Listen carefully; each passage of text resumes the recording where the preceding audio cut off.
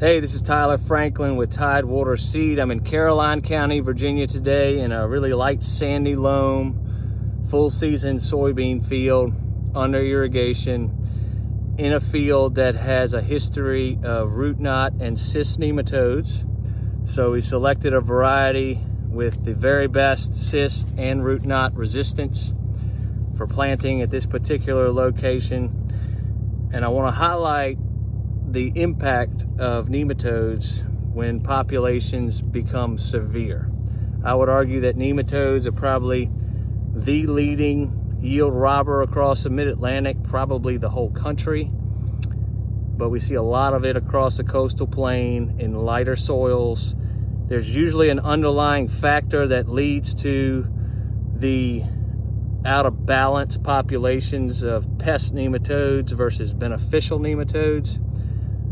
Whether that underlying factor is compaction or pH, when it gets out of whack, you have big issues. And we've had very little luck with chemical management, whether it's a seed treatment or something you put in furrow.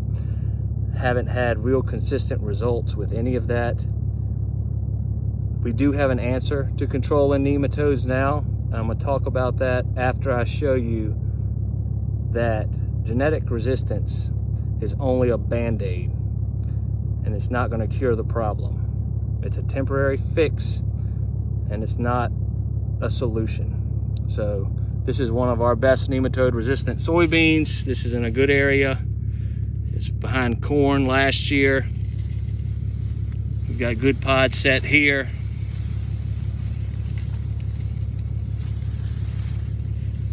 We're going to walk 10 feet and get into an area where the nematode population is really high and the plants have died and dropped all their pods. This is going to be a zero. This spot is a little bit better, but this will also die prematurely. And then we start picking back up into 70 and 80 bushel beans.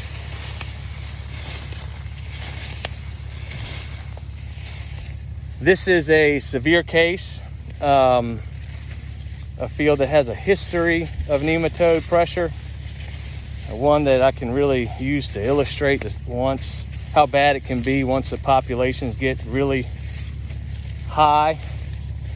But biofumigation is a solution to this problem. It's not a band-aid.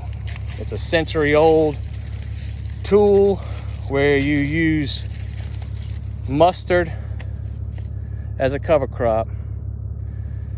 You chop the plants, incorporate it, and fumigate the soil, killing all the nematodes. You're also killing the beneficials, but you're killing the guys that are limiting your yield potential. You're starting with sterile dirt again, and it is a solution that works, but you only use it in severe cases like this. If you want to learn more about this, I'd love to talk to you about our biofumigation cover crop program.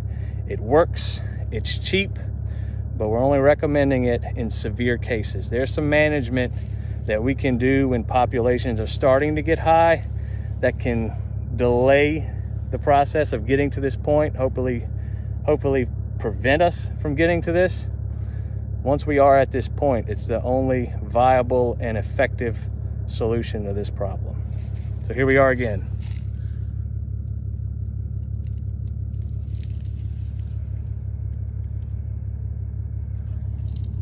Tyler Franklin with Tidewater Seed, 804-445-4333. Ask me about biofumigation.